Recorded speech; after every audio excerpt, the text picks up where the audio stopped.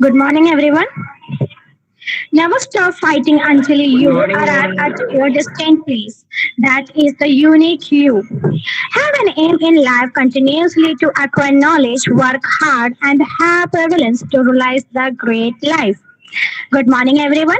I am Archana Krishnan, Assistant Professor of BCA Department, AJK College of Arts and Science.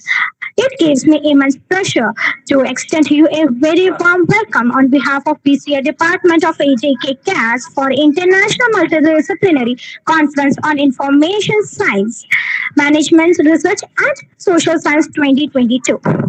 It is a mark of our undying tradition to invoke the Almighty at the beginning of an important event. Now, we will start our day with a morning song.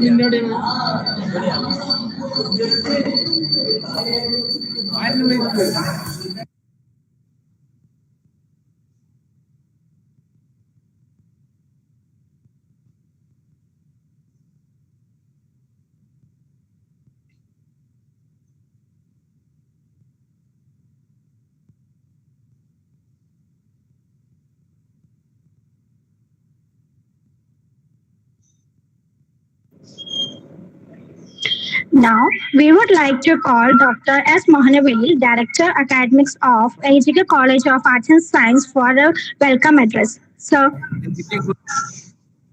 Very good morning to all of you.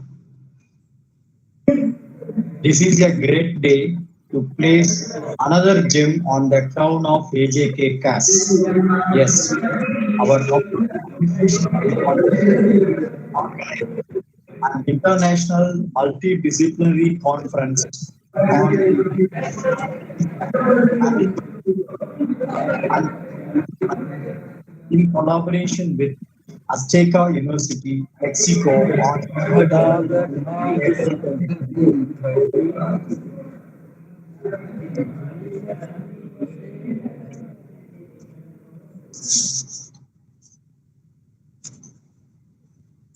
on a minute, please. Yeah. We welcome our Secretary, Sir, Dr. Ajit Kumar Lalmohan, to preside over the inaugural function. We welcome our Director, Bindu Ajit Madam, our Principal, Dr. B. Satish Kumar, of AJK College of Arts and Science. Hearty welcome to our Chief Guest, Dr. P.S. Aikal, Vice Chancellor, Srinivas University, Mangalore, India, and the guest of honor, Professor Ricardo Saavedra Hidalgo, Director and Chair, International Programs, Azteca University, Mexico, who readily accepted to be the chief guest and the guest of honor out of their busy schedule. We extend a warm welcome to Dr. P.K. Paul, Executive Secretary, ICCRD, Crown University International Chartered Inc., Executive Director, MCIS, and the IST Professor, Regani University, to deliver the conference address. We wholeheartedly welcome the keynote speakers, Dr. Randa Harari, Associate Professor, Dar Al Hekima University, Saudi Arabia, Dr. Kenneth Okerafar, Deputy General Manager, National Insurance Scheme, Abuja, and Dr. Sharif M. Abu Karsh, Associate Professor, Department of Banking and Financial Service Sciences, Arab American University, Palestine. We invite the conference chairs across the globe for accepting our invitation to evaluate the papers, and the paper presenters and attendees for their overwhelming response shown to actively participate in the conference. I invite the convener of the conference, Dr. Anish Kumar, Head of Department of Computer Applications, AJK CAS.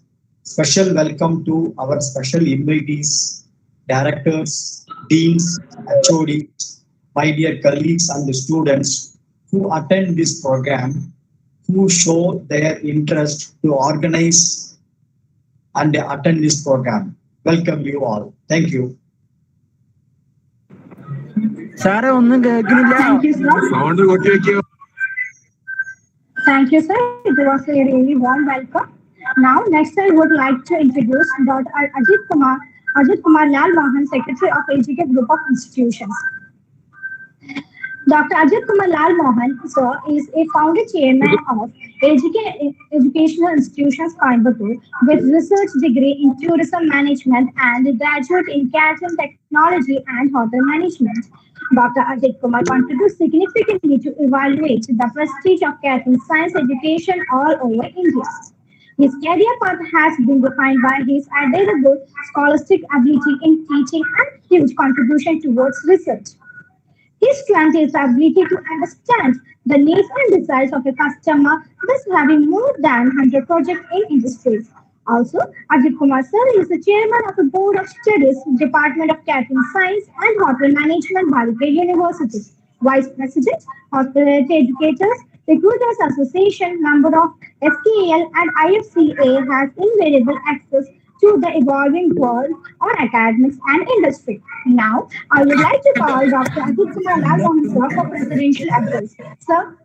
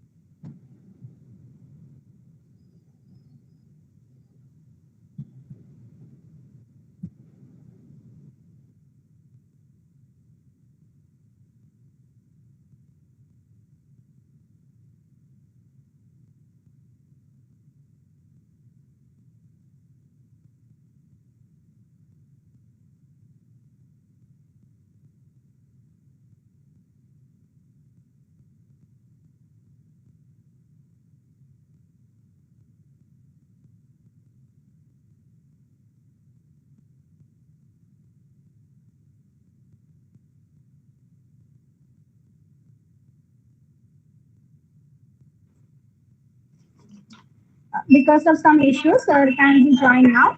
So I next would like to call Dr. Anish Kumar AS, Conference Convener and Head of Department of Computer Applications of AJK CAS for conference overview. Sir. Good morning all.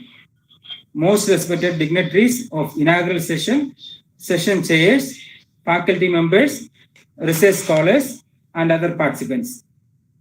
As a convener of this conference, it's a moment of great privilege and honor for me to extend a hearty welcome to all of you today at this memorable event. Today, we are blessed with a panel of senior-most eminent academicians and industrialists. The development of a quality research work and its presentation largely lies on the committed members of the faculty, supportive administration, large pool of learning resources, hardworking and brilliant scholars. Well, ladies and gentlemen, an event like this cannot happen overnight. The wheels start rolling weeks ago. It requires planning and a bit's eye for details. We have been fortunate enough to be backed by a team of very motivated and dedicated colleagues of our organization who know their job and are result oriented. I am highly encouraged to share that the Department of Computer Applications in AJK College of Arts and Science is established in the year of 2007, and from inception, the department takes efforts in extracting the unique qualities from the learners and converting it into mastery over that particular area of interest. The students are also shaped with a strong foundation to face the opportunities and challenges in the job market. In addition, value-based training and skill needed are for the software industry. We are giving training in that particular area also. Along with academics, we are organizing many national and international student enrichment and research-oriented programs. Last 2 years, the entire world is affected by COVID, and it has a long-time impact in each and every field. The economic growth of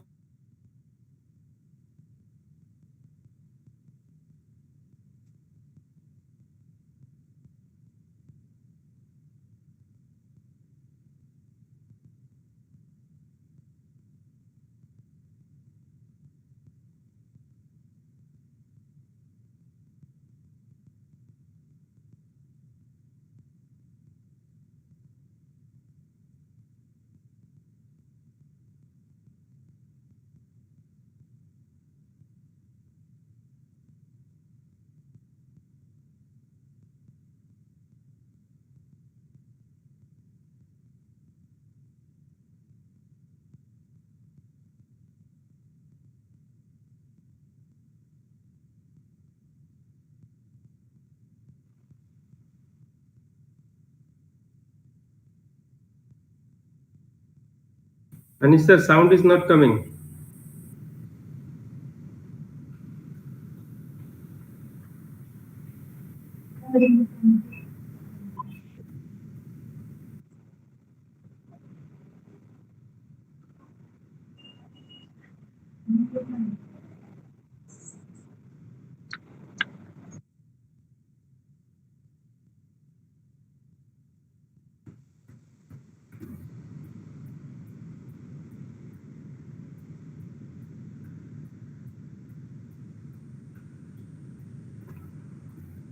Welcome, Ricardo sir.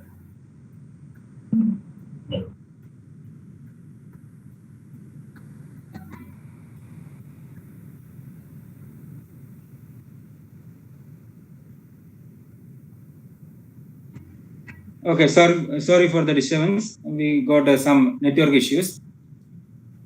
Okay, last 2 years, the entire world is affected by COVID, and it has a long-time impact in each and every field.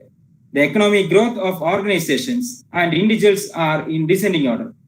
However, the only field which has an unexpected improvement is in technology. Almost everyone is trained to use the technology in one or another way. So this time, we plan to organize the International Multidisciplinary Conference on Information Science, Management Research, and Social Science in online.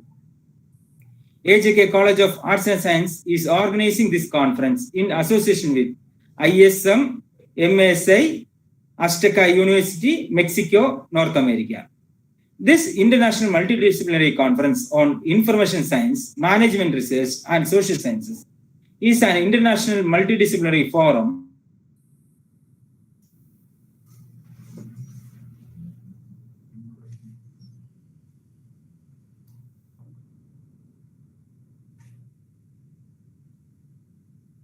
to share research ideas.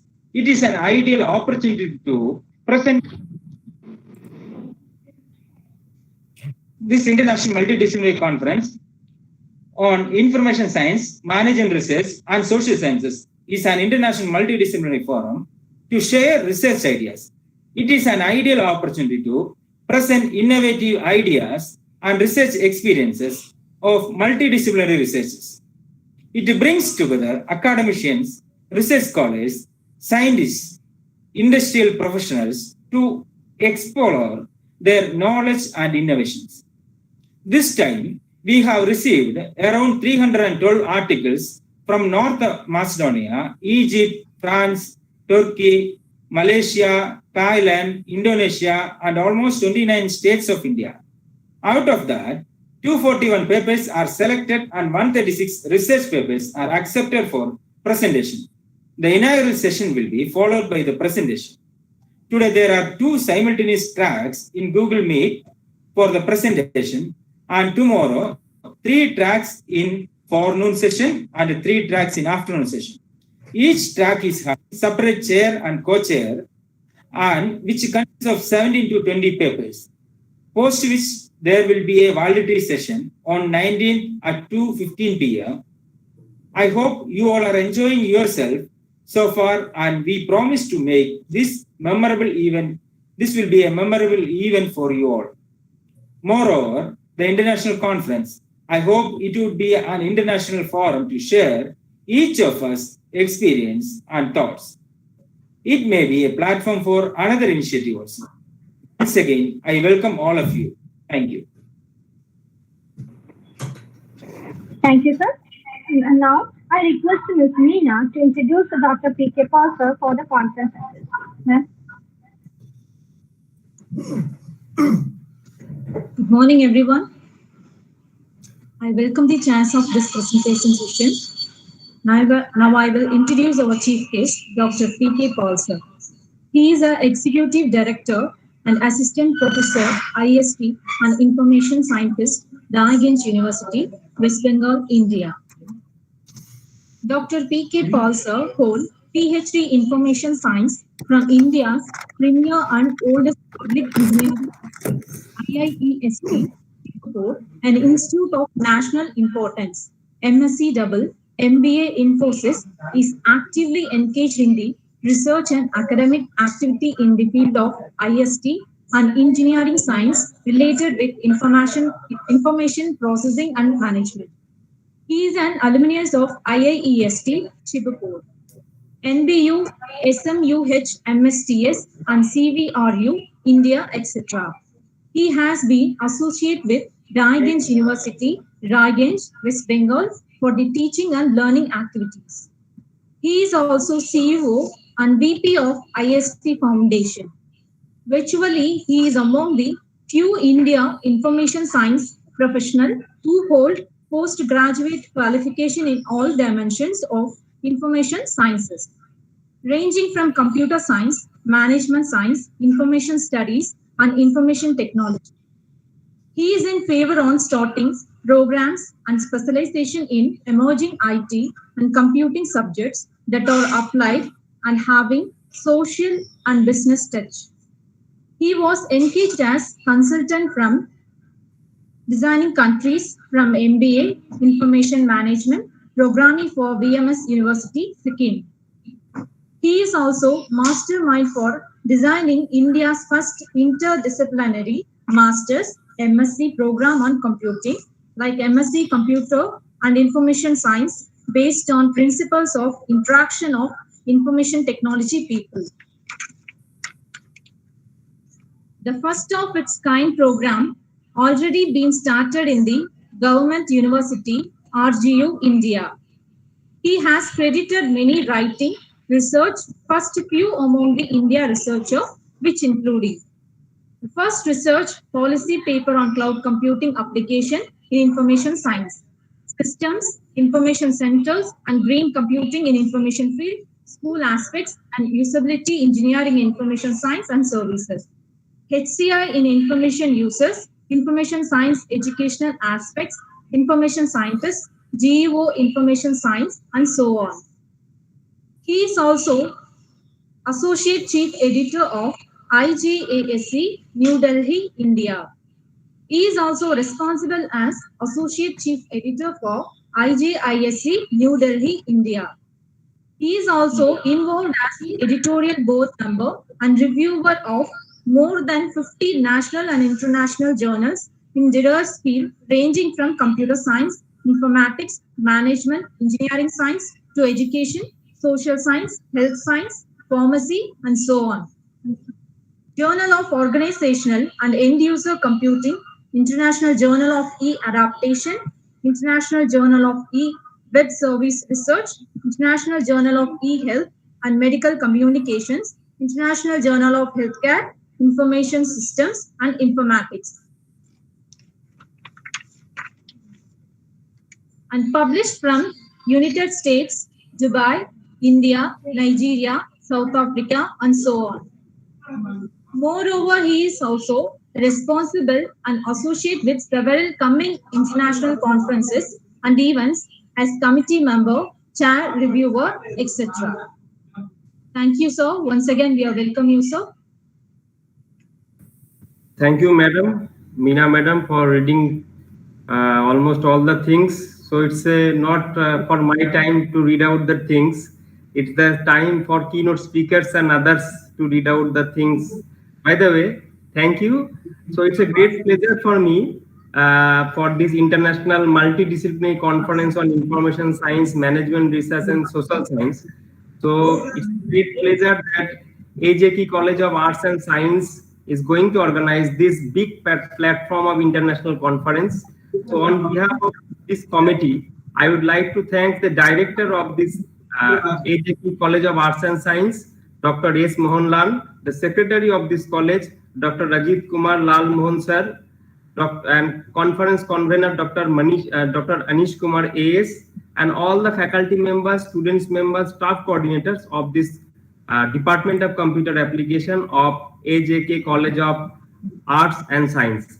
My thanks also goes to Azteca University team, Dr. Jose Agustin, the respected rector of the Azteca University, director and chair of the Azteca University for International Program to Professor Ricardo Saavedra, and all the national and international advisors such as Professor Sushil Sharma from USA, Professor Sandeep Poddar from Malaysia, Professor Baseru Aremi from Argentina, Professor Edward from Paris, Professor Vardhana from Australia, Professor Sauli from Nigeria, Professor Arif from Bangladesh, Professor Merli from Mexico, Professor Islam from Bangladesh, Professor Randa Hariri from Saudi Arabia, and Kuldeep Nagi from Thailand, Ajay Misra from Nepal, Prosenjit Sarkar from Bangladesh, and Dr. Kenneth from Nigeria, and all the national and international advisory board member, peer reviewer, and team members. So it's a great pleasure that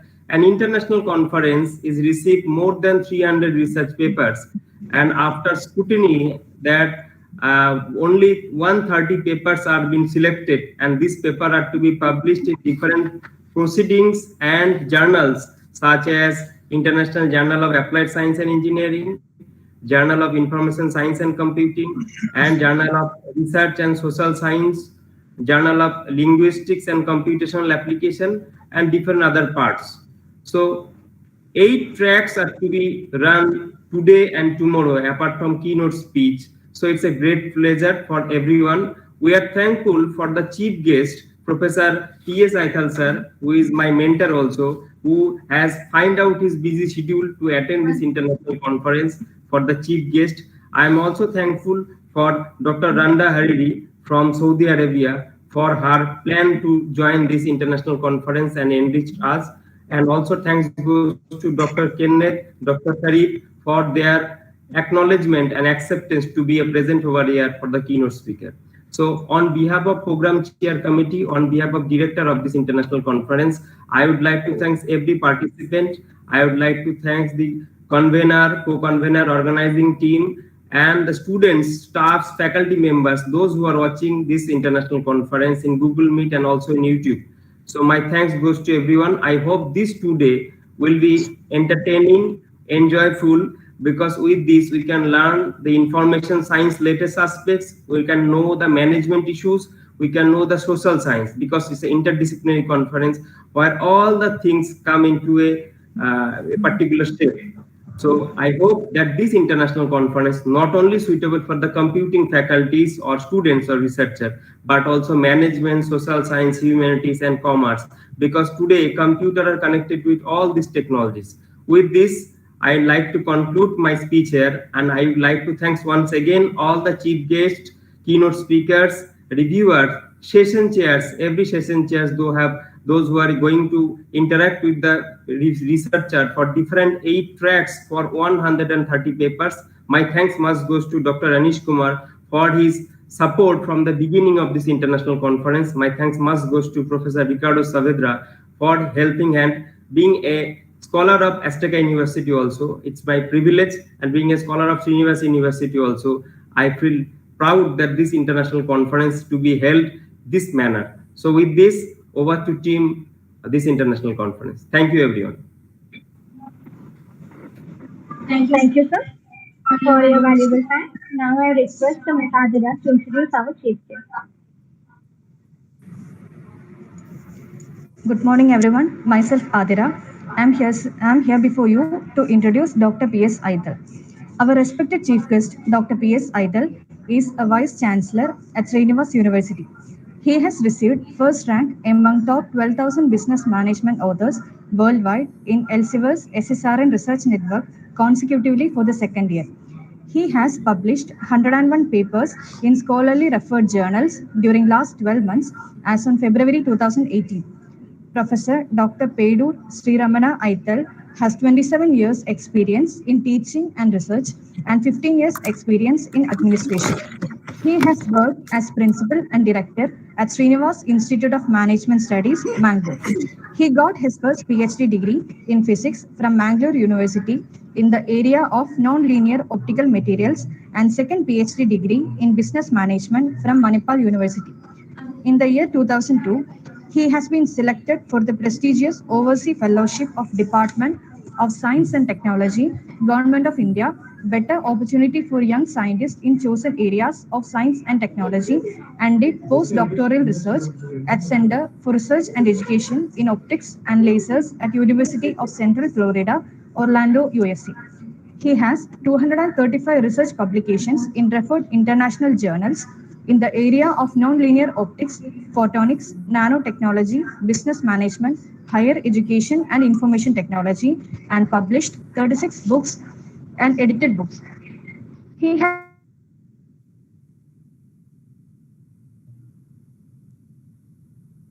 Presently, he is guiding research scholars for the MPhil and PhD degrees in electronics, information technology, and business management. Dr. Aital has recently developed a new method of analyzing business models and concepts, systematically called a new ABCD framework to analyze business models and concepts. Now, I respectfully welcome Dr. P.S. Aital to say a few words.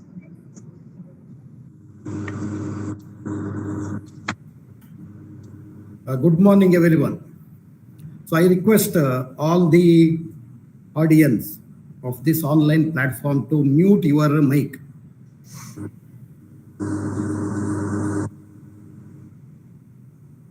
If required, I will name. I think 2 mics are on, so I cannot proceed unless you mute your mic. AJK College of Arts and Science. I think one mic is on. Yes. Rudra Pratap Gupta. Okay. So now the platform is silent. I'm sorry because before speaking, we have to clear the environment to avoid any noise so that we can proceed further. Okay. Good morning, everyone. Greetings from Srinivas University, Mangalore.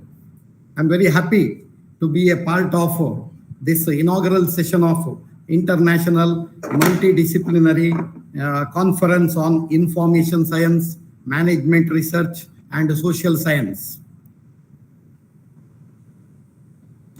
which is organized by AJK College of Arts and Science, Coimbatore, which is affiliated to Bharatiyar University, in association with Azteca University, Mexico. As per the conference plan, the conference contains many invited speeches, then 8 tracks, and as per the convener's information, the conference has received 312 papers or abstracts, in which based on review, they have selected 241 papers for the presentation. Okay, so I would like to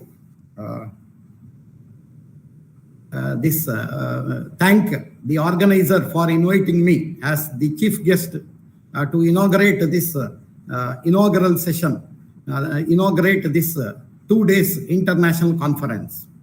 The theme of the conference is very broad. So you have included all the 3 major areas like information science, then management research, as well as social science. So now I would like to identify the honorable people, distinguished researchers who are the part of this inaugural session, which include Dr. Mohan Well Subramaniam, who has given a welcome speech. Then Dr. Ajit Kumar Lal Mohan, Secretary of this institution, AJK College of Arts and Science, Coimbatore.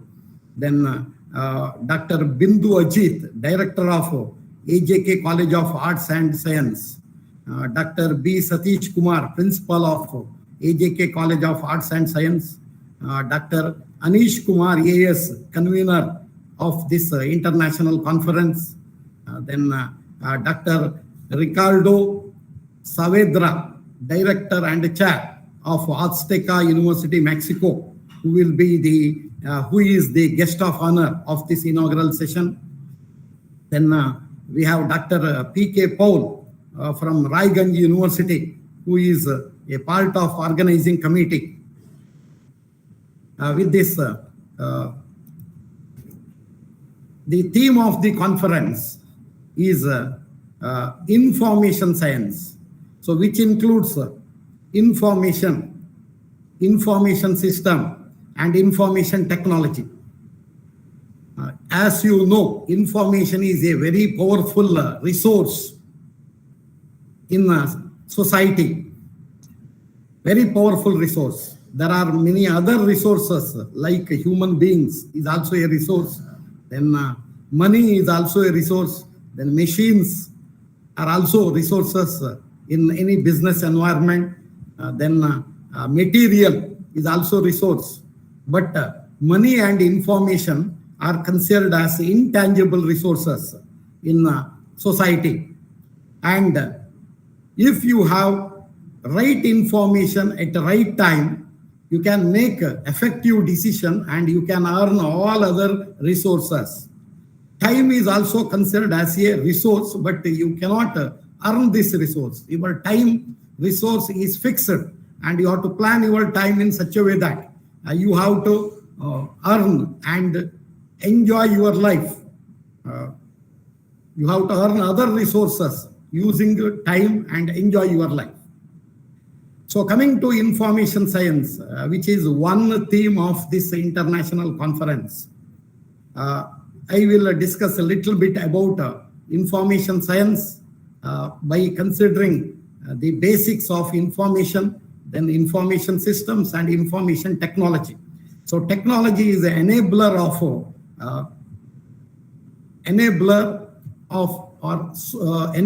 to solve all the problems in the society. So we will discuss about the technology little later. So before that, we have second theme of the conference, that is management research. So management research is mainly based on, which is also the management subject is also considered as a decision science nowadays. Decision science, where you have to make right decision at the right time by using the right information. So the objective of management science is doing right decision at the right time so that you can manage your resources as well as organizations and hence the entire world. Then the third theme of this conference is social science, where we have to worry about, we have to work about, we have to do research about improving the quality of life in the society. So here we identified different types of problems in society. The first type of problems are called basic problems or need-based problems.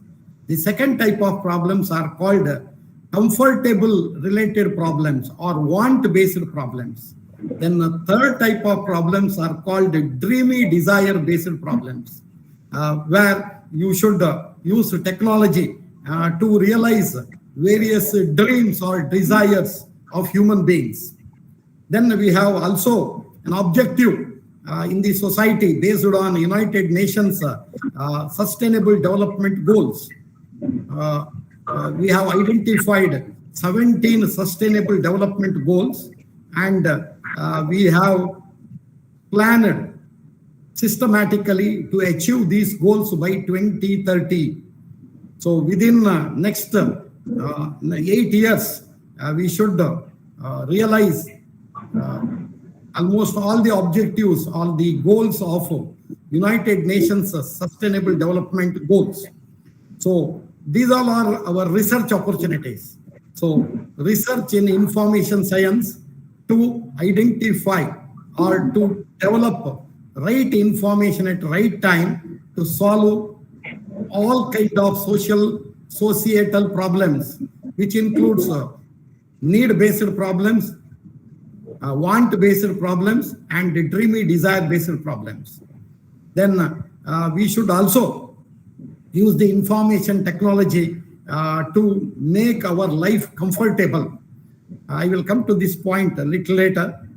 Before that, whether I am audible, I assume that I am audible. So this international conference is on publication or the presentation of research results of various researchers during these 2 days under these 7 or 8 tracks. So I am sure that all these researchers have done very hard work, and they have identified their research problems systematically and used research methodology to solve these research problems, and they are presenting their research results in this 2 days conference. So here, usually the objective of research is to create new knowledge or new interpretation of existing knowledge. So by identifying a research problem and by applying a proper research methodology, you can solve your research problem and you can come out with your research solution. So usually when you identify a problem under any of these 3 areas under the theme of the conference, first you should study what is the current status in that subject, that area. I'm getting disturbance. So we have to find out who is disturbing. Okay, now probably Priya Parikh is okay. Her is off. But somebody is disturbing. Anyway, I will go back. I assume that this disturbance will not continue further. Okay, so while doing your research, you have identified the current status related to your topic.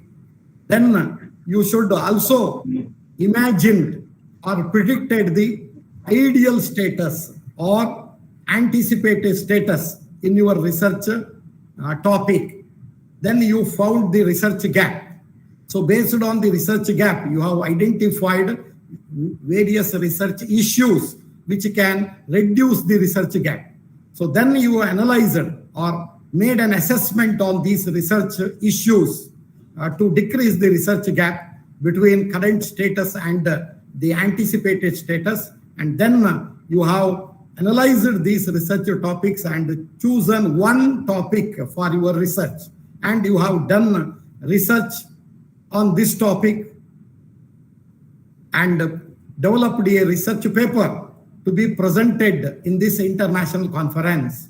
So you have done review of existing literatures to know the current status. Then you have developed a conceptual model using inductive approach or bottom-up approach to develop a research solution model. Then you have proved that model to generalize that model or to apply that model to your research problem by using deductive approach or top-down approach, using a quantitative method. And during this time, you might have used either experimental method or empirical method or exploratory method to prove your model through various hypotheses. Then you have generalized your model and you solved your problem using this model, and you have developed a research paper called scholarly article based on your research problem and its solution, and you are presenting this paper today or tomorrow during this international conference. Based on your research problem as well as the way you have solved your problem, you will get many suggestions during the presentation, during the interaction sessions, and you should take these suggestions further and analyze them and improve your research results so that you can publish them as a research paper or the scholarly paper, or as the conference in the form of conference proceedings. I'm sure that the convener of this international conference will accept the published papers or accept the presented papers and then review them, and then they will publish them in the international conference proceedings, as well as some of the good papers in some scholarly journals. So this is the objective of this international conference. Now coming to my topic, that is related to my topic is on importance of research and development of information technology and its management for societal change. So coming to this topic, I would like to tell you that science and technology is very essential for social change and to improve the quality of life in this society. So you know that science is a systematic study of anything, and technology is application of science to solve various problems in the society. So when you go through the technology development in the history, you can see various generations of technology. So we have undergone various generations of technology, which we call them as first generation, second generation, third generation, etc. For example, the first generation is mechanization technology. Then the second generation is steam engine technology. The third generation is electricity technology. The fourth generation is automobile technology. The fifth generation is aeroplane and space technology. The sixth generation is the television technology. The seventh generation is computer technology. So like this, ninth generation is internet technology. 10th generation is mobile communication and biotechnology. 11th generation is information communication and computation technology. And the 12th generation is considered as nanotechnology. So out of these generations, the 11th and 12th generations are considered as 21st century technologies. And these two technologies, information communication and computation technology, which is the exact form of information technology, as well as nanotechnology, are considered as 21st century technology, and they are potential to solve all kind of problems in the society, like basic problems, advanced want-based problems, and dreamy desire-based problems. So we have to do further research on these two technologies to solve many problems in the society, so that we can realize the United Nations Sustainable Development Goals. Now coming to, I have limited time, so I cannot go through details of these technologies at this moment, but in next part. So before going to details of ICCT, Information, Communication and Computation Technology, I would like to tell you about the progress in industries which are solving many problems related to human comfortability. We have seen Industry 1.0, which is again mechanization of production, and it is energy based, where we have used water and steam power systems to produce various products. Then the second industry generation, called Industry 2.0, is focused on mass production, where this mass production is knowledge based, and electricity and assembly lines are used to speed up the production. Then in Industry 3.0, we have which has had characteristics of automation processes, which is skill based, and computers as well as communication technologies were used in Industry 3.0. Then in Industry 4.0, the characteristic was or the current industry is called Industry 4.0, which is mass customization and the Internet of Things, IoT, as well as 3D printings are the supporting technology for Industry 4.0.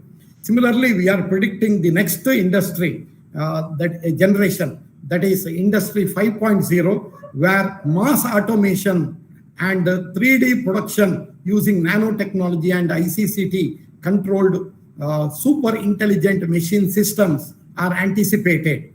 And the technology used in Industry 5.0, or technology going to be used in Industry 5.0, is ICCT, Information, Communication and Computation Technology, where there are 12 underlying technologies.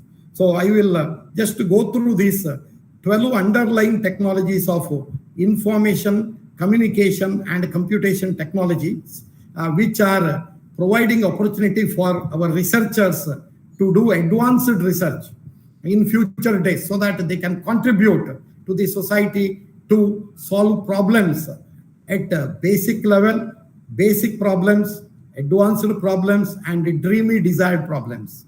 So these 12 ICCT underlying technologies are, first one is artificial intelligence and robotics technology.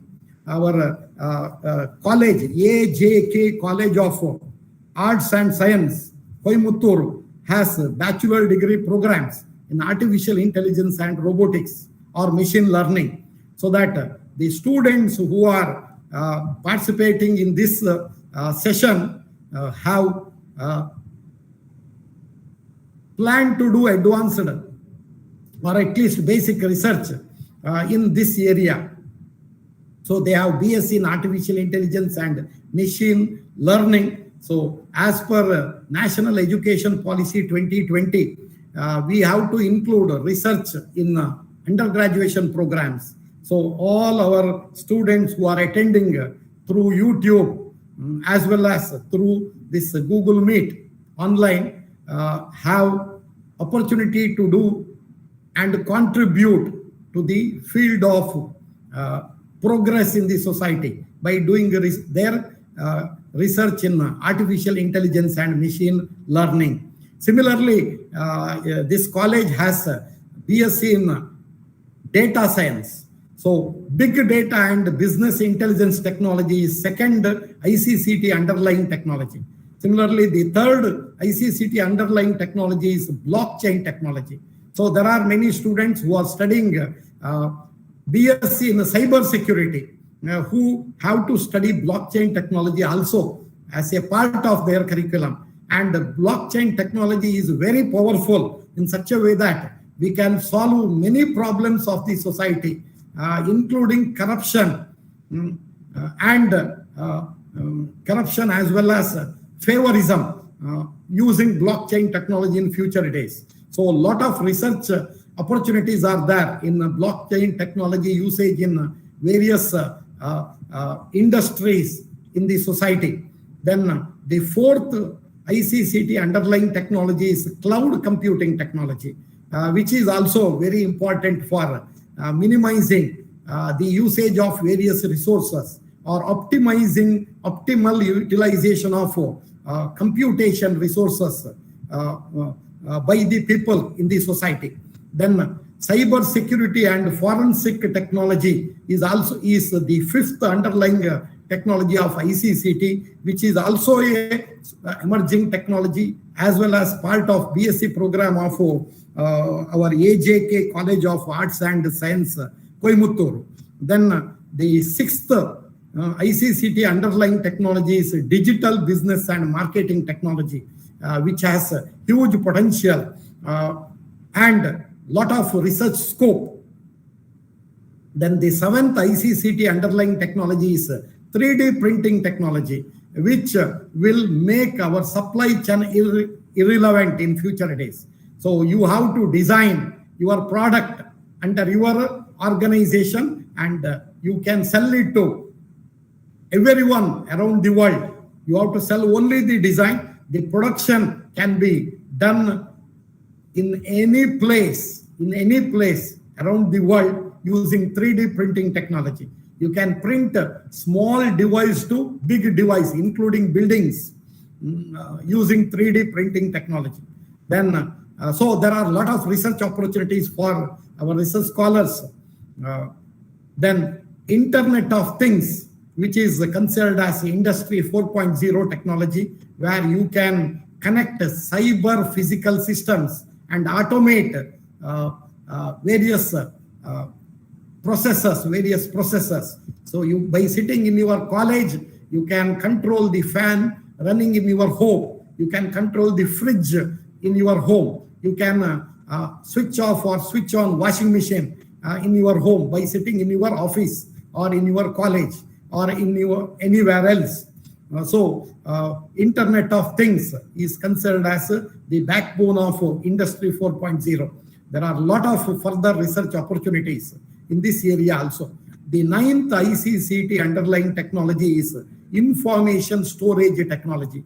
We have to store huge amount of information, which is one of the challenges of information scientists. So our Dr. Paul is one among information scientists. So top class information scientists. So they have a challenge of storing huge information, which are the output of CCD cameras. I think I will take another 5 minutes only, 5 to 10 minutes. Please allow me.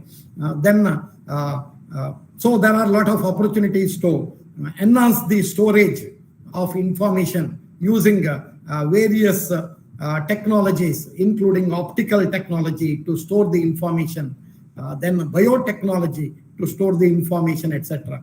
Then the 10th underlying technology is optical and quantum computers technology. So this is very interesting because if we can realize a powerful quantum computer, then only one computer is enough for entire world. So we don't need so many personal computers in the labs as well as laptop computers. Even mobile phones have processors. We can avoid all these processors and we can connect all the mobile phones, all the laptops and all the computers in this world to a single computer called quantum computer. If quantum computer technology reaches the saturation level, China is claiming that they have reached the quantum supremacy, where they have developed some quantum computers. You all know that the world supercomputers have maximum speed of say up to 500 petaflops. the first rank or first rank supercomputer available in Japan has up to 500 petaflop speed of operation. 1 petaflop means 10 to the power of 15, means in front of 1 you have to put 15 zeros. So 500 petaflops means in front of 500 you have to add 15 zeros. 500 then 15 zeros. Find out what is that number.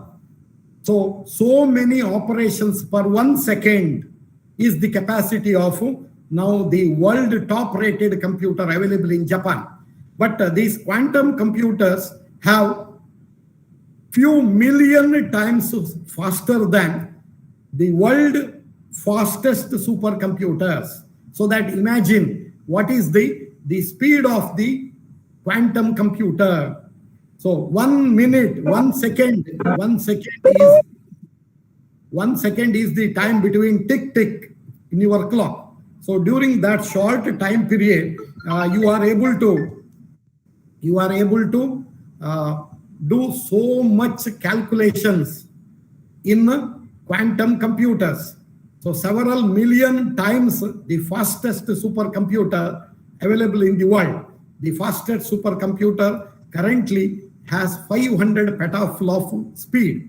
So if we can develop a sustainable quantum computer, then only one quantum computer is enough for taking care of all the calculations of the entire world.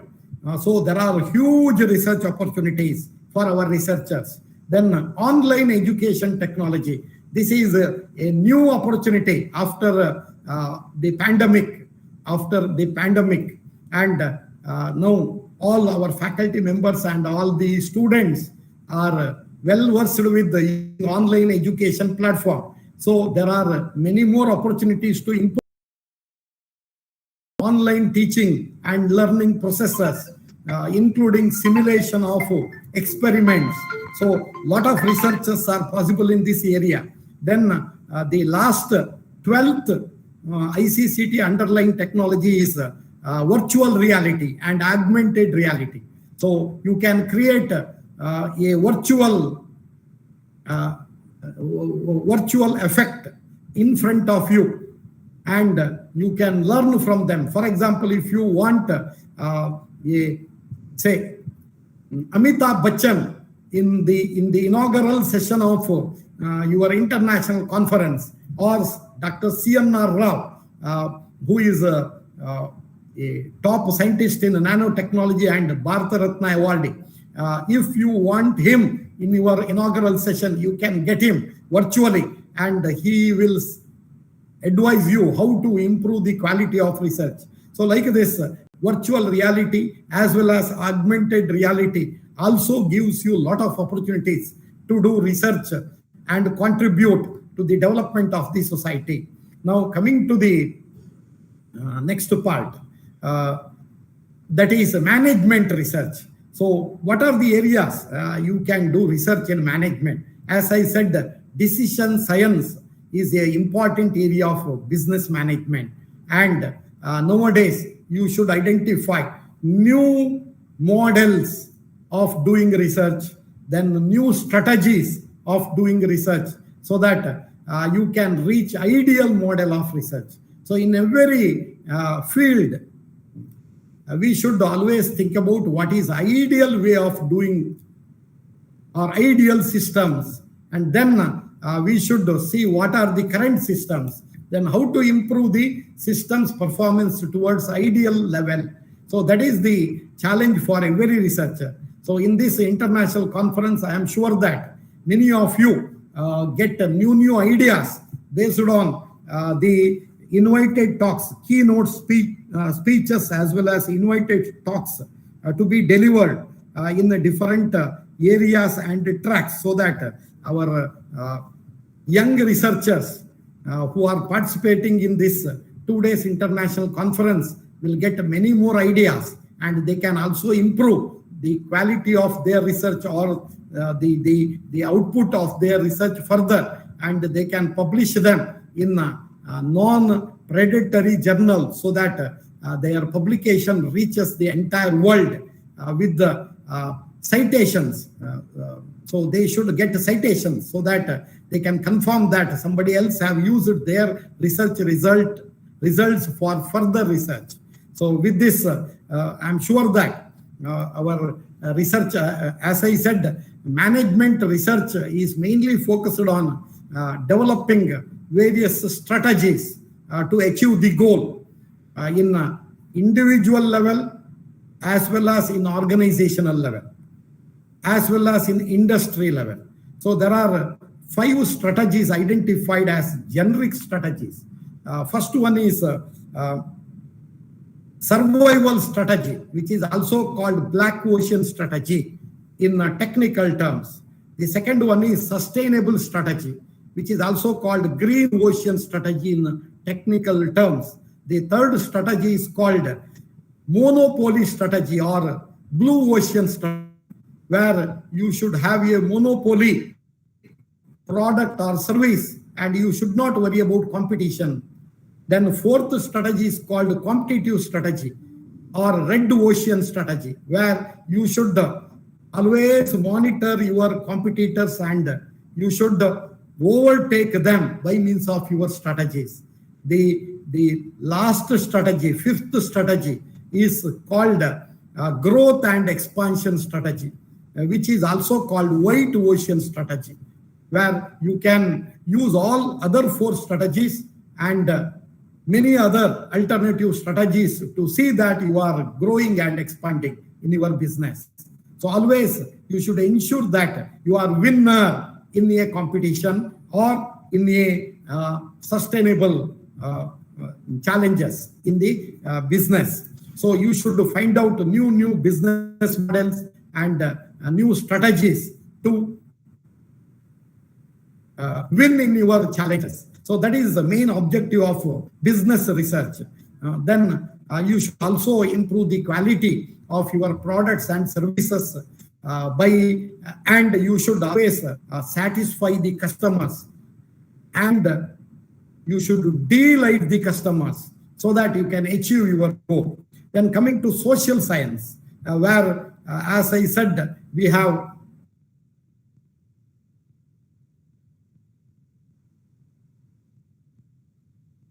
like basic problems. There are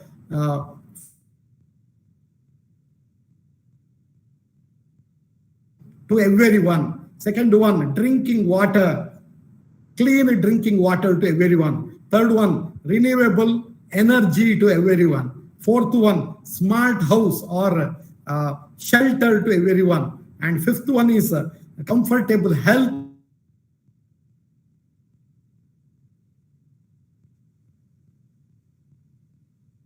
Find out how technology can help to solve the basic problems of human beings.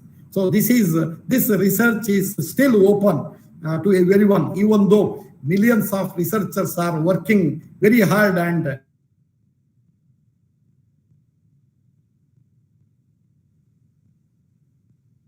comfortable problems like having a mobile phone, having a television, having a mobile device, that means a vehicle. So these all are the problems related to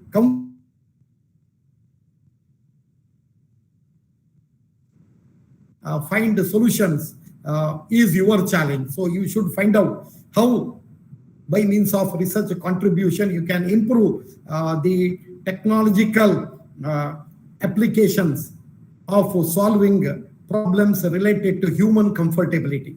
And finally, we have many dreamy desires in the society, like we have to end up the corruption. Then we should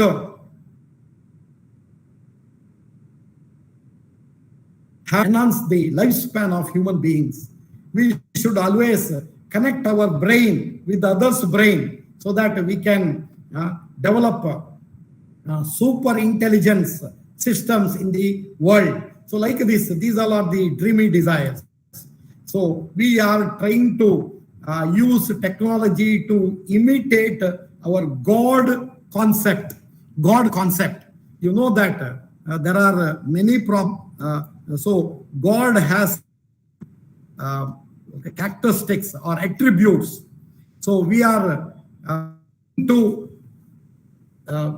make our goal or objective of research to reach these attributes. Finally, 2 minutes. So according to me and according to most of you, God has 4 attributes. First one is he is omnipresence. As per many people, he is omnipresence.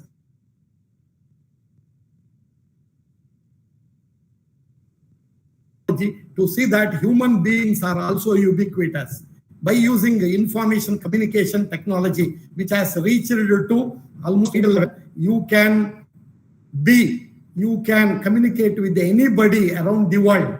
You can see anything around the world.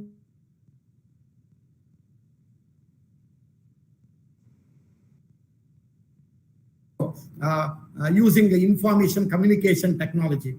Then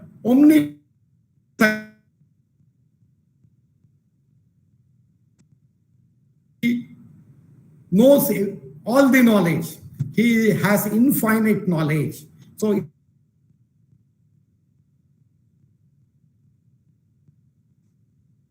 connecting their brain to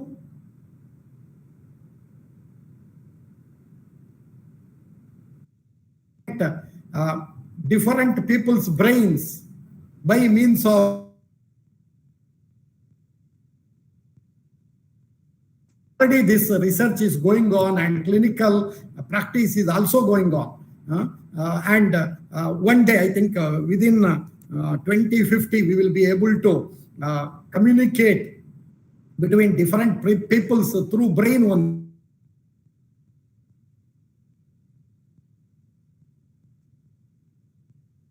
Communicating each other.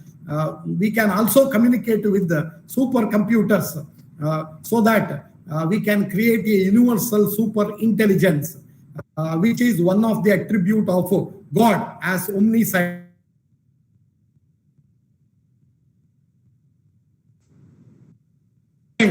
Means infinite energy or infinite power. God has infinite power. We can also convert huge amount of star energy, solar energy into electrical energy. % efficient solar cells in future days, so that we can also achieve superhuman beings. Then God is immortal, the last characteristic of God, where we can also increase our lifespan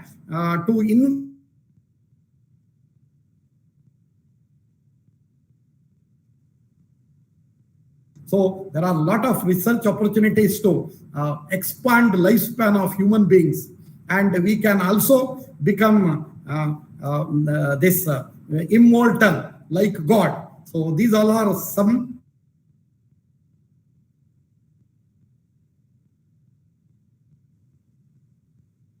to think about these kind of real world challenges and spend your time and energy to solve these problems using technology, so that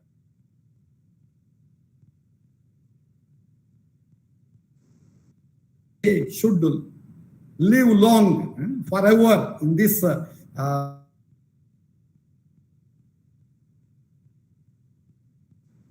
should be ours.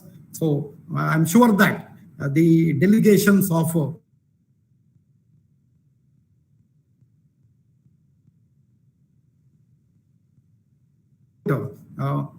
broader research in their area, and they will present as well as publish papers. I would like to thank the organizer, the convener of this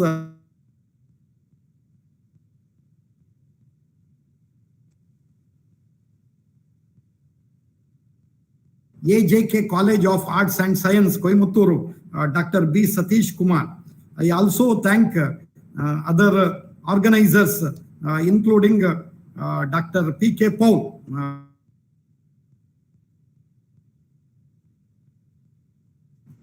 some of my thoughts with the researchers, and I'm sure that in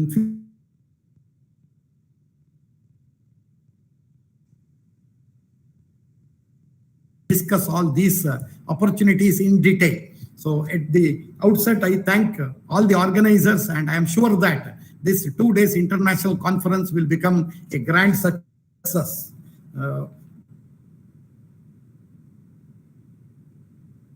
So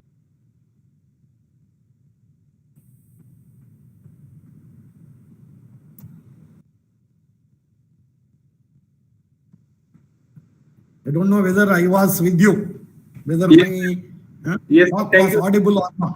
Yes, sir. Thank you so much for your kind deliberation. We learned a lot of things from the speech. I'm sure the IT, computing, social science, humanities, though all the scholars and professors are in this platform, they are benefited with your talk. And in future also some other speaker will enrich us. So we are thankful. Over to the team for token of appreciation. Thank you. Thank you, sir, for your warm note. Now I request Mrs. Rajeshri ma'am to introduce our guest of honor. Ma'am.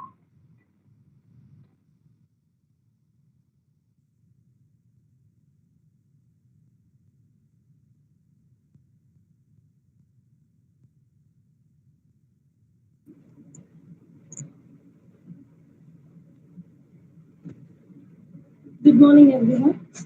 Dr. Richardo Savendra Hadarjo is CNC, BSc, MEd, MSc, PhD, Masters holding the position of Director and Chair International Programs at Azteca University, Mexico. He is also an international speaker, master coach trainer, business consultant, and entrepreneur. Director and legal representative of Azteca Inter-University Programs and University at Azteca International Network System. Founder and General Director of Pro Innovation Solutions SC, a consulting firm that provides service to transnational corporations, universities, governments, and organizations in different countries and regions.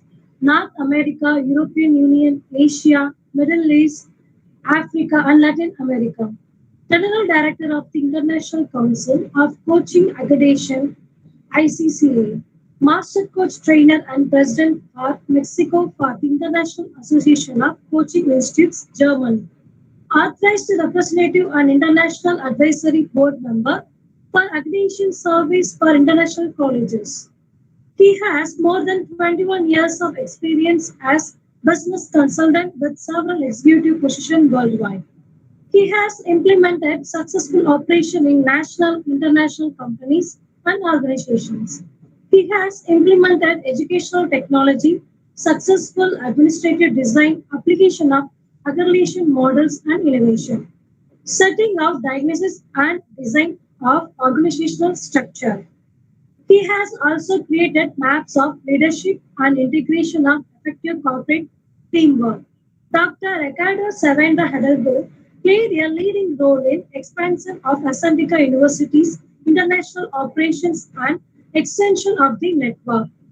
Under his leading term, many activities have been started via Bethel College of Professionals, Chattagong, Bangladesh, the American Christian Liberal Arts University and Medical School in Congo, Republic of the Congo, MIMDA Institute of Management Studies, Yangon, Republic of the Union of Myanmar, Kingston Institute of Management and Technology, Dhaka, Bangladesh, Global Education Trust Private Limited, Sri Lanka, University of Entrepreneurship and Technology, Oyo State, Nigeria, Confederation of International Accreditation Commission, Gujarat, India, Vocational Training Institute, Mayotis Elite International College, Selangor, Malaysia. He also maintained of Agenda University.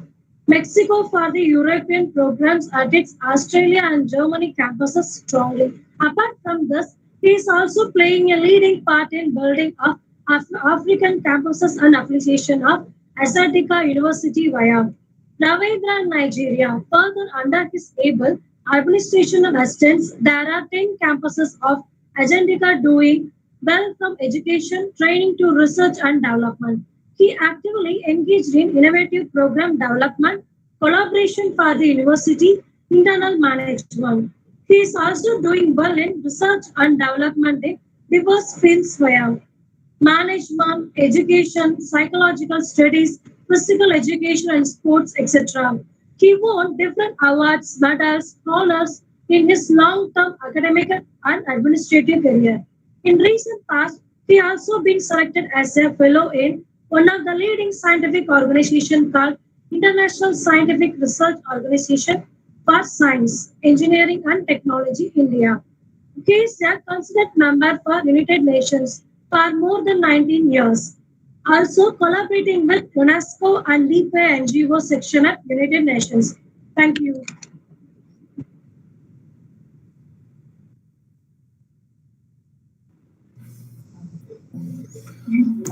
Yes, hi.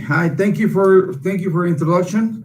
Thank you very much, and honorable colleagues, Srinivas University, as well as AJK College of Arts and Science.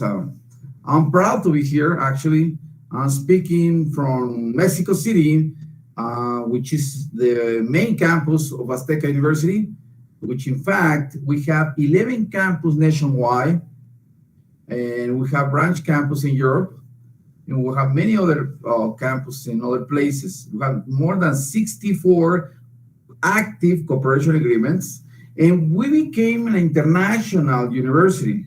And we are proud to be here with you, with all of you today, at this very important international conference in information science, management research, and social science, which in fact is very important subjects to be discussed, because we actually need to get a solution for different challenges that we have on society on today's world.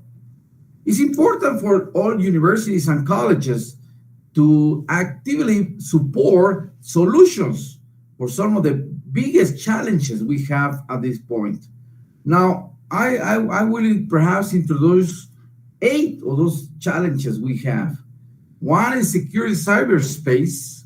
I think we all know that now after COVID-19 pandemic, we became more digital. Well, distance learning became part of the academic process. The example is like Azteca University nationwide. We had to close all the campus, but more than 15,000 students became online distance learning students all of a sudden. So none of us expect this challenge, but we had to provide service to all the student body. So in order to do this, we have to prepare a security cyberspace safe and comfortable in order to provide educational service for all the students we have at national and at international level, because we have more than 14,000 students on campus, and we have 11 campuses nationwide, north to south. And this is one of the most difficult situations we have, and that appear all of a sudden. Okay, the second challenge I want to speak today is the economic and clean energy. We are changing to green energy, and this is important because oil and gas is going too polluted. Now, this is the second challenge we have, and this conference perhaps we have some solutions and papers that will speak about this. The third one is sustainable land and ocean. Water. We are shortage of water, okay? I know we have a lot of water in the world, but we need clean, safe water. And that's one of the most very important challenge. The fourth is sustainable resilient infrastructure in cities. And all scholars and students are responsible to support the development and social development in cities, like not only in America, North America, but Asia and not many other countries. That we can talk about sustainable cities. That's the fifth challenge we have also. 6 is access to clean water and sanitation. This is important for third world countries, and it's important for like Mexico, Latin America countries. We also working on this and how scholars can perhaps support and make some proposals for development. The number 6 and number 7 is clean air. As you know, all the cities are very polluted. Mexico City is, I think, the 4th more polluted city in the world. And now we have the challenge, and we will submit some proposals in order to create some safety environment for people. The 8th challenge is the food security. Now, this is a challenge that we have worldwide. Now with this war and the situation we have about this COVID-19 pandemic are becoming very difficult sometimes to deliver food to big cities. Now, these are some of the challenges we have, and we as universities are responsible to make proposals and new scientific developments in order to provide perhaps solution for all this. And perhaps also we can include the COVID-19 and health security and protocols in order to avoid more COVID-19 and mutations or the virus. Now, I don't have many things to talk to, but I will let those researchers, those papers to be introduced and to be present. And I will be glad, I will be around because I have to fly tomorrow morning. I just came here to mention only few of those challenges we have and how Aztec University, Srinivas, and also all our partners on university, AJK, also college can support and provide research and development for the society that we want to support, okay? So I have to fly this morning. It's 1 a.m. in the morning in Mexico City. I have to get some rest. I'm flying early morning. I just came back from Dubai. And by the way, it's important to support as well those soft skills abilities for students.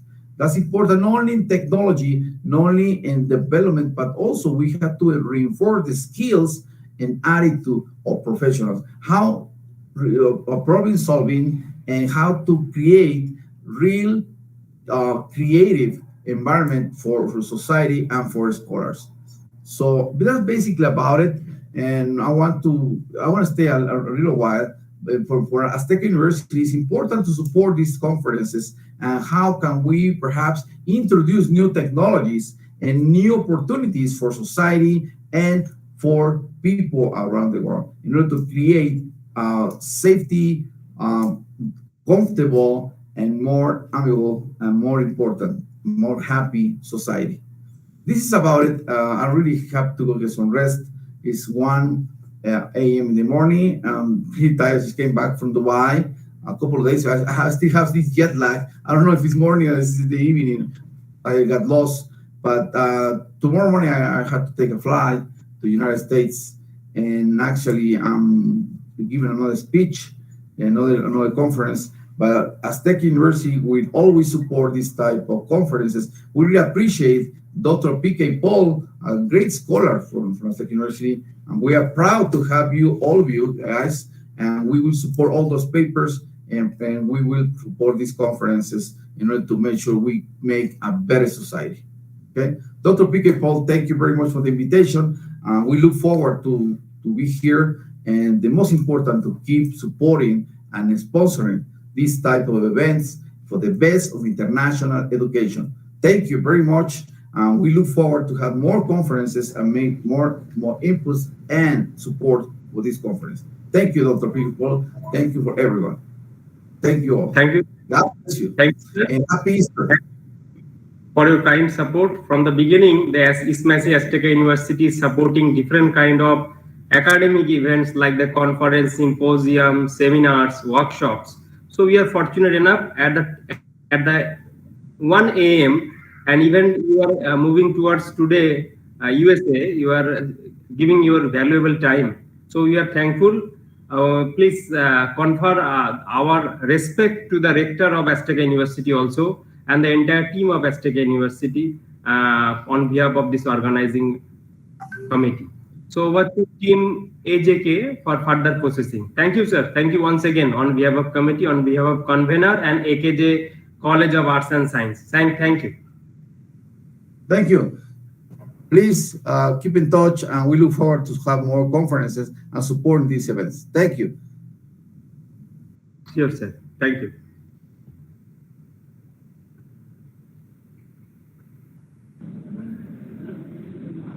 Thank you, sir, for your warm notes. Now I would request Ms. Midula to introduce our doctor for the key of notes. Thank you.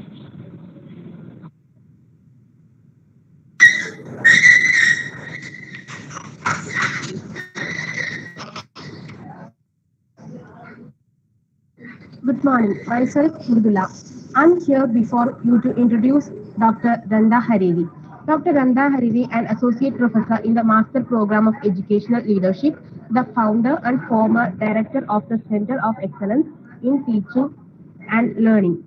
She occupied a non-academic position for 6 years as the director of Strategic Planning and Performance Evaluation Department in Dar Al Hekma University, Jeddah, KSA. Dr. Randa Hariri has a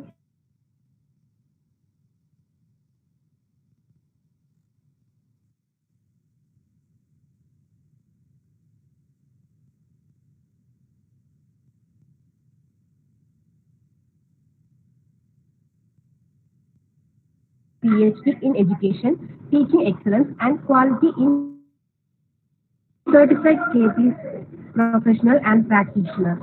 Thank you.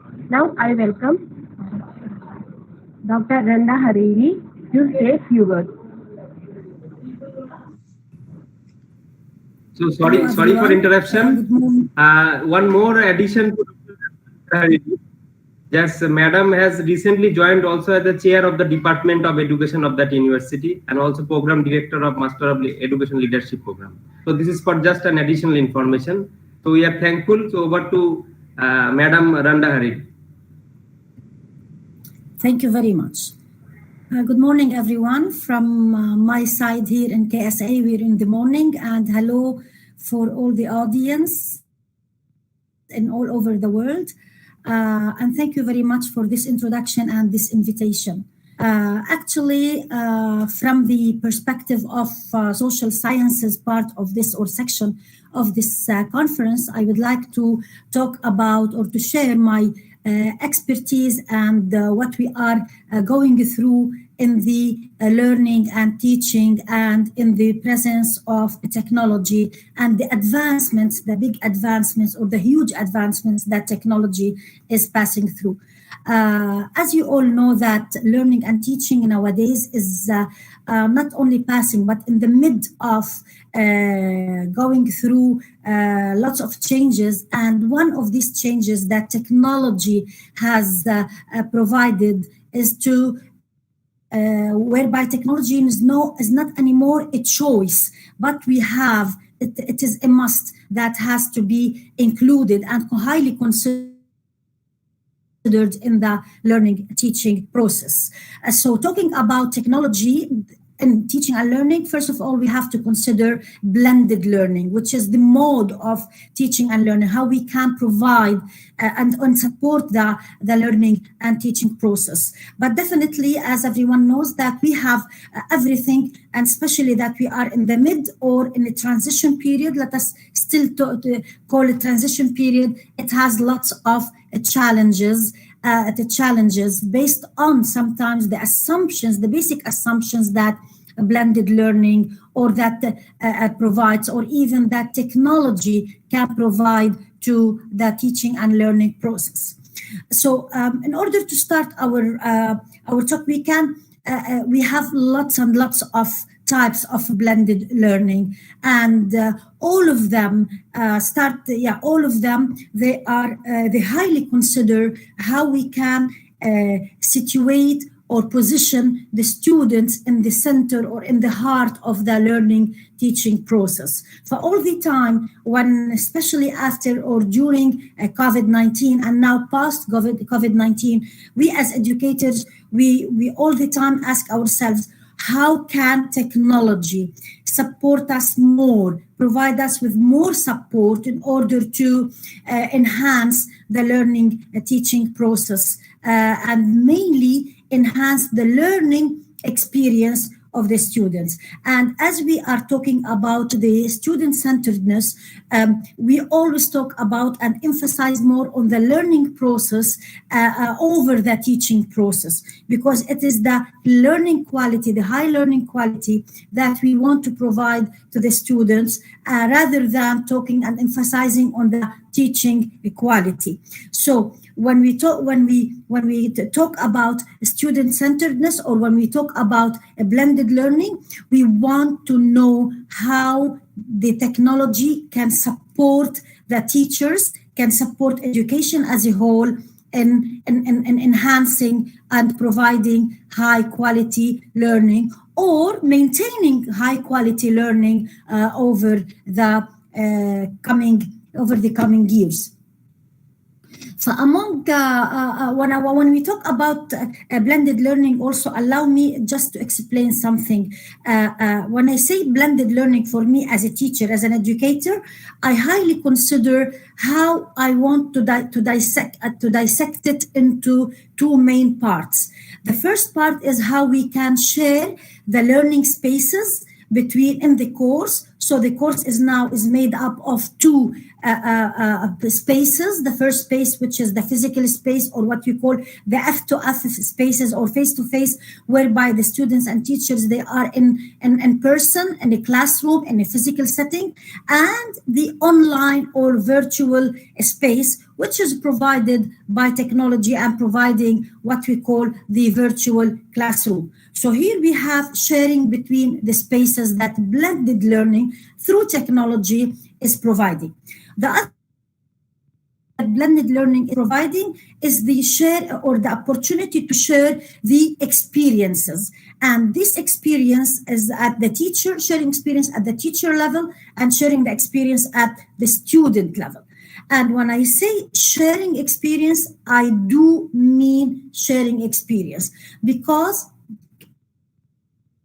based on what when I said student-centeredness, we need to emphasize that the teachers, they cannot provide knowledge to the students. The students, they are in the position where they have to construct knowledge. They have to gain skills. Nothing of these, they have to acquire the values, the attitudes towards the topics and towards the learning. We cannot say that the teachers, they provide the knowledge. They provide information. The students from their level, they have to get all this information, data or topics, whatever is delivered from the side of the teachers, and they have to construct it using their previous knowledge, looking for extra information and previous research, whatever. But there is no delivery of knowledge that can take place. Why I'm saying this, I know that it is quite familiar for all educators that this is happening, just to emphasize that the student is a partner. He is in a partnership relation with their teachers, and whereby they have to put that effort in order to construct their knowledge, in order to gain the skills and acquire the values and the attitudes that are intended through the university. So our role as teachers is to facilitate this construction, and our role as university management is to provide the infrastructure, and a perfect infrastructure for the students to help them in this construction or in their learning, and thus provide high quality learning. So blended learning, just as any other thing, or any other concept, has its advantages and disadvantages, or let me say, not disadvantages, challenges that we are passing through as educators, as teachers in the classroom, and while using blended learning. Among the advantages, we have the autonomy that it provides to students in regard to helping them become independent learners, because yes, they have big room in order to learn independently through the different types of blended learning that is there. The accessibility, yes, accessibility, and that they can access the room, the virtual room, from any place at any time, deal with the material on their own pace. The efficiency that it provides in regarding to time, and research studies, it's not something that we think, but research studies prove that the students during blended learning, they had better GPAs, higher GPAs, better outcomes. Also, they provide the students room to reflect on their teaching, because there is more time. The communication that it provides with with the students from maybe all over the world. And in addition to two things that I want to highlight on, and they constitute the core of my presentation today, which is the engagement, students' engagement, and the second one is the flexibility. So these are flexibility and student and engagement. They are among the most important benefits or advantages that blended learning provides, because it allows students to engage with other students through the virtual classroom, and at the same time the flexibility in providing the material, just as I mentioned, and having it and dealing with it on their own pace also is another topic. So I'll leave these two, the flexibility and engagement, and emphasize them in the coming discussion. So among the challenges that the blended learning faces now is the definition.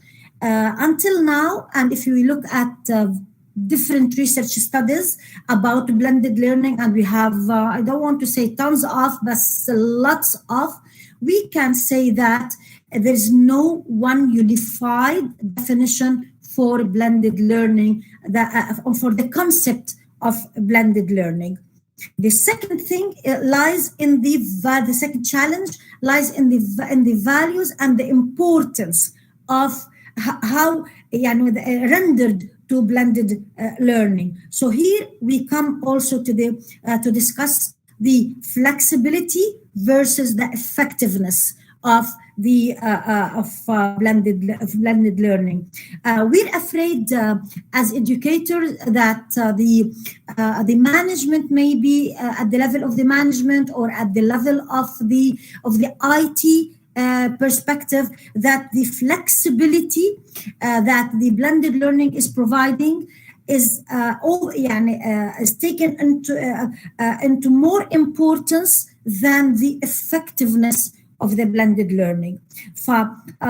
This is the core of the challenge that blended learning nowadays is passing through. This is in relation to the third challenge, which we call, which is related to instructional design, how we can incorporate diverse educational components to achieve a specific objective, the intended objective that the educators, they set at the beginning of their course. So as if here we are talking about, it is not only, we highly emphasize the teacher experience, and not anymore we need to consider blended learning as only a platform, part of the course where platform is provided in order to engage in, to share a virtual class or a learning online space. But more than that, we need to reconsider the whole the class design. We need to rethink about the class design, how we want to manage student engagement, how we want to restructure the hours that were provided in the traditional classrooms. Unfortunately, nowadays, the teachers, they tend just only to divide the classroom into two halves, part that I can provided online, and the second part is provided in the physical classroom, but without considering change in the radical change in the course design, in the contact hours, in the how we want to manage students' engagement. And this is the main challenge. We can see that part of the class is provided online, but the student engagement is not highly emphasized, and they end up that as if they are isolated, whereby the student engagement is one of the advantages that blended learning through this online space can provide. So here, as if we are calling the teachers to reflect on their teaching and rethink on the design of the whole course when we assume a blended learning. Another challenge that also blended learning definitely is about the evaluation and measurement, how we can introduce new tools, how we can use new assessment tools, new evaluation tools, and to avoid what we call plagiarism and all the stuff that is taking place in a way or another. Also, the last challenge that I want to talk about it's related to the students and teachers themselves, how trained and the administrative staff at the same time, and is related to the human or the cultural framework that blended learning is running through. So some of them, they are human based. Maybe the teachers, they don't like to change. And we know that we have something that's called psychological resistance that teachers may pass through. I don't want to change. They want to stick to the physical classroom and the face-to-face. Also, the large class size that maybe teaching a big number of students, how I can engage all of them as a teacher. Also, it may be related to the planning that need to start our classes. The technical base, it could be related to management system and such as the LMS. So the main challenges here, they are related to the teachers and to the students, how the teachers can enhance how can they enhance student engagement as much as possible. So here we have the challenges. Actually, we figure out that it could rely or embedded in the benefits. So when we say flexibility and highlight the flexibility that blended learning provides, at the same time we see ourselves that we are facing a big challenge, which is related to student engagement. We want to engage. This is a core of the learning and teaching process, whereby we want to maintain student engagement as much as possible. Why we are emphasizing student engagement? Number one, to improve the critical thinking and the general satisfaction of the students. And this is actually based on research studies, the results of research studies that took place in universities, whereby they figured the findings came out into that the more students they are engaged in their learning, especially through blended learning, their critical thinking is improved, has improved, general satisfaction has improved, and also when the teachers, they are well prepared and well trained, as well as the students also, they are well prepared and well trained to use the technologies that are available and can be used in blended learning. It is a key to successful integration of blended learning. Also, the ability of the teacher to engage or to help in the interaction between among the peers, to prepare for each class and to plan and to redesign the courses and not keep them as they are. We have to rethink about our teaching when blended learning is considered. And finally, we have to take into consideration students' expectations. What do they want? Why did this change take place? What do you expect from blended learning? What blended learning can provide? What will it add to my learning experience as a student? We need to consider this. Maybe we can do this at the beginning through a questionnaire or a brainstorming session in order to make some additional changes even at the beginning of the course to support the student across the whole course. Finally, just as I started my presentation with how I want or how we want as educators and as managers for education, how we want to maintain high quality learning experience. So yes, through blended learning, we need to maintain the student-centeredness.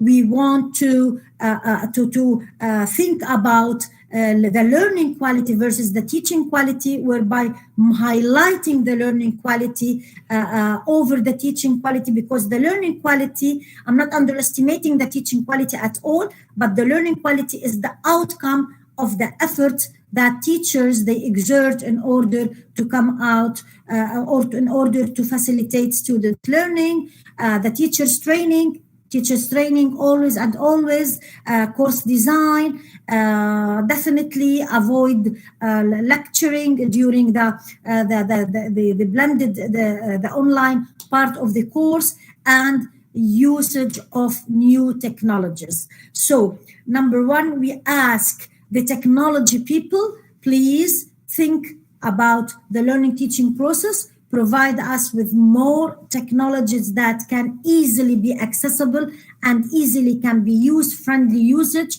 from the side of the students and from the side of the teachers. We want technology, more technologies to help engage the students, to enhance the students' engagement in their own learning. So help us to prevent the isolation of students when they are sharing the virtual or the online space during their learning. With this, I end up my presentation. Thank you very much for listening.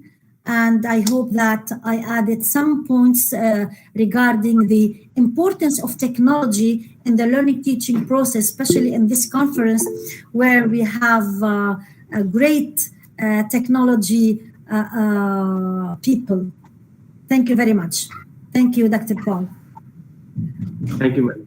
Madam, I have one question. Shall I ask? Please.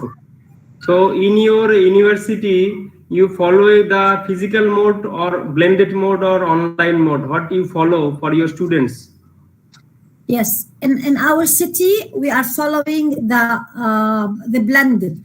We have, still now, we have a percentage that we need to share online spaces up to 20-25% in each course. Not more than that in the time being. But definitely when during COVID-19, we went online 100%.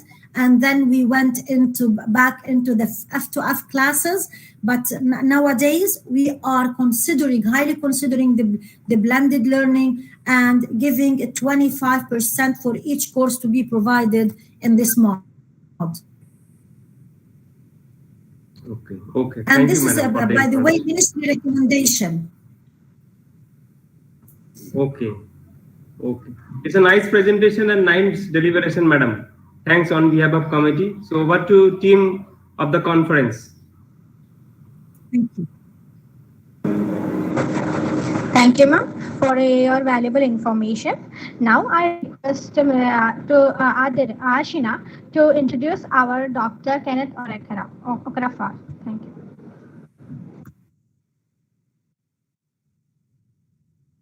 Good morning, everyone. Myself, Ashina.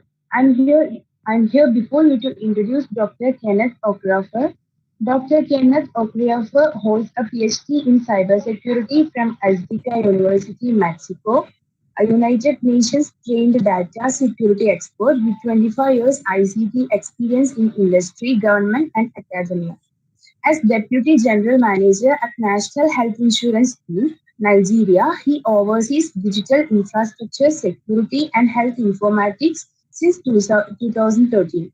He is a visiting scholar at UNESCO ICTP Italy and is currently involved in global research and on innovative cyber attack mitigation technologies in healthcare. Dr. Kenneth's dream is a digital world where every cyberspace user is aware of techniques for cybercrime detection and prevention across all industries. Now, I call upon Dr. Kenneth Okrafar to say a few words.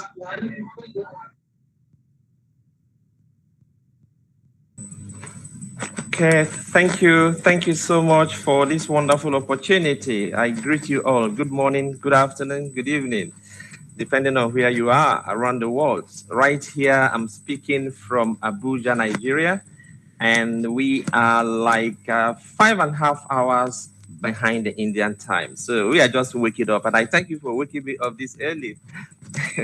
Thank you. So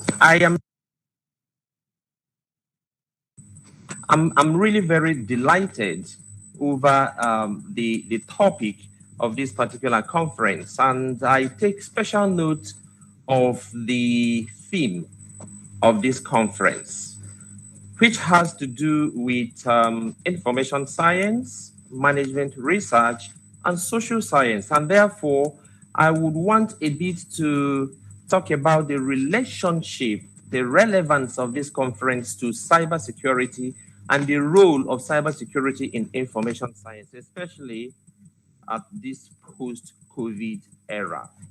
First of all, I would want to draw a link between the terms information science, management research, and social science to cybersecurity. Notice that information science is the study of the effective management of information. And also, management research is the application of that information to solve problems. And social science, of course, deals with human society and social relationships. In fact, the application of information and related technology to understand problems.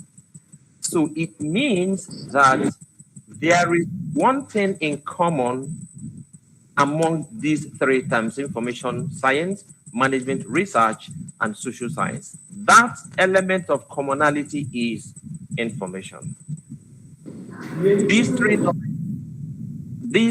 three domains have information as a commonality. So it's very important that information is transmitted, collated, stored, and disseminated in a secure manner. And so when we talk about information, not just information, but accurate information. And that's where I link these three together to cybersecurity, because cybersecurity provides the tools, the technologies, the standards, and the processes to keep information secure and to make information accurate at all times. And that's why I will want to mention the three most important attributes of information security, which we call the CIA, that is confidentiality, integrity, and availability. These three, also called the CIA triad, are the foundations or the pillars of information security that cut across the theme of this conference, that is information science, management research, and social science. Whereas confidentiality deals with the preservation of access or authorized restrictions on access, which of course includes protection of privacy and personal information, or even research, proprietary information, and intellectual property. That's confidentiality. Integrity on its own deals with the protection of the modification of information by authorized parties. And then the third part of that CIA triad is availability, which is ensuring that there is timely access to information by those who are authorized to access it. When these three, confidentiality, integrity, and availability, are put together, that's where technology comes in to use cybersecurity to ensure that information is protected at all times. So this leads me to the second part of my very brief speech, which has to do with then how do we aggregate information to ensure that it's relevant in terms of cybersecurity. I will want to look at this from a number of points. The first point is information classification.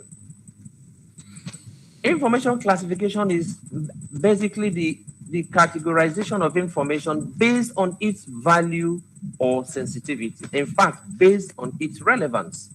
It is the value of information that determines how it is protected in order to be useful to stakeholders who want to use it for management research. The second one is information collection. During the information life cycle, there comes a time when data is gathered from multiple sources. The technologies used in gathering the data, how the data is preserved, depending on what is being used, makes up the information collection process. That process is very important because if the wrong tools are used, the information will lose confidentiality or integrity or its availability. So cybersecurity becomes important to preserve the processes used to collect information from various sources. The third one is information analysis.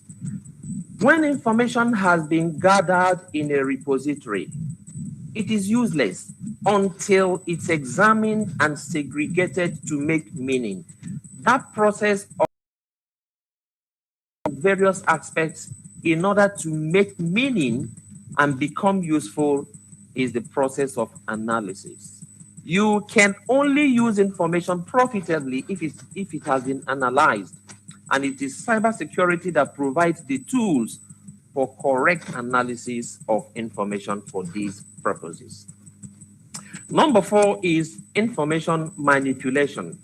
You see, your information for research or social sciences is not of any benefit until you manipulate it. Manipulation means processing information. Someone has to use it to make a meaning. So that process of either copying or sharing or editing within the confines of the standards makes up information manipulation. And it's a very important stage. Number 5 is information storage. As we already know, the concept of big data is the aggregation of huge volumes of data from diverse sources to make a meaning. It means that the information has to be kept in a secure environment so that it doesn't lose its value. The technologies applied, either encryption or any type of technology to prevent unauthorized access in order to preserve the integrity of that information, All these are important because they are applied at the information storage stage. Number 6 is information retrieval. Information is gathered for the purpose of use. You can only use information when you have access to pull it from the storage. So that process of pulling from the storage in order to use by stakeholders is the information retrieval. Information retrieval is guided usually by different types of standards in order to maintain effective security and use. The 7th one is information movement. When data and information have been retrieved from the repository, such data needs to be exchanged to multiple parties who are going to make use of it. It's also essential to protect the channels through which the information is moved. The communication channel between the point of the sender and the receiver also need to be protected so that the information will not lose its value along the way. The next one is information disposal. You see, the very last part of the life cycle of information is disposal. There comes a time when you no longer want to keep your information in the repository. You probably want to dispose of your storage. The way and manner that disposal is done also requires standards. Cybersecurity provides such standards. The reason is because when information is disposed in an unauthorized manner or in the wrong way, that information can get into the wrong hands, and it can either lead to the circumvention of its confidentiality, or it will affect the way and manner certain information are communicated. And some of these also have privacy concerns. Having discussed this, it's important for us to understand that cybersecurity helps to protect the data within organizations, especially data used for research. It also safeguards technology processes and makes them accessible to those who need them. Now, I also want to link this to what has been happening in the cyber domain in the past 2 years or thereabout, and that's talking about the effect of the COVID pandemic. COVID has made everyone realize that technology can facilitate remote management of information, and this comes with great benefits. It has also unfortunately exposed certain vulnerabilities that make information become threatened. And this is where cybersecurity provides the mechanisms to protect information from unauthorized access. Remember that we are talking about research information here. For example, in the study of management research, which is the application of properly analyzed information, either to answer societal problem or to solve a given research issue, it means that your information has to be proper. It has to be correct. There has to be accuracy of information. There has to be integrity of information. Once the information has lost its integrity, it can no longer serve for the purpose of research because it cannot be trusted. And that makes a whole nonsense of the research process. So it's very important to apply the correct rules and standards to preserve different categories of information depending on the domain. I'll give you an example. There are certain critical domains whose information need special attention. For example, in the healthcare, medical information, clinical records, billing and hospitalization, medication, and all of that. All these records need adequate protection because if they are not properly protected, 3 things can happen. They can lose their confidentiality, or lose their integrity, or lose their availability. Any of these is not good for healthcare data because it can lead to stigmatization or even the wrong prescription by the doctor. so information protection is very important. Another example is in aviation. Aviation data and flight records are very critical because they need to be accurate at all times.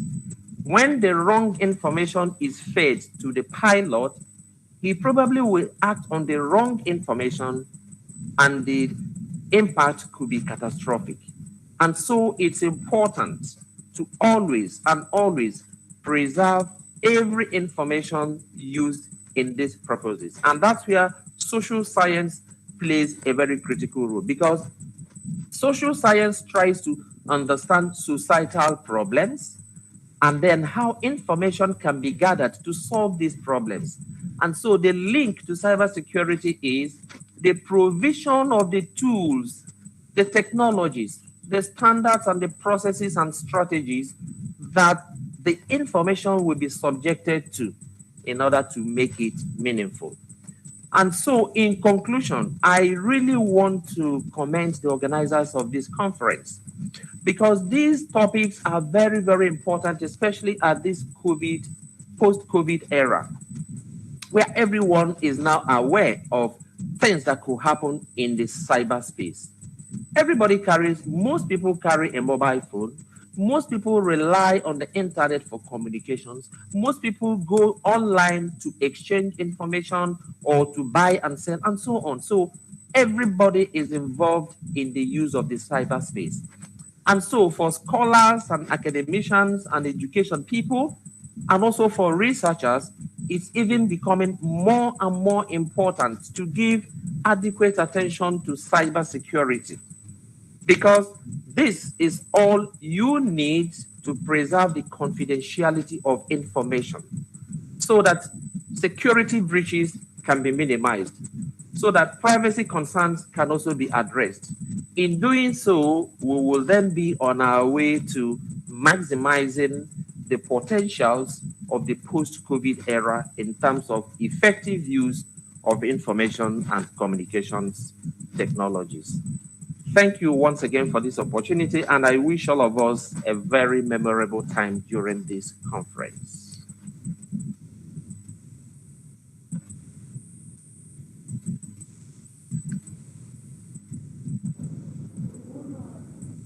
Thank you, sir, for your kind speech. Thank you. Thank you, sir, for your valuable information. And last but not least, I want to thank you all for your valuable time. Without your continuous support, we would never be able to put an event like this. So now I request all the participants to join the respective tracks for paper presentations at 1 o'clock.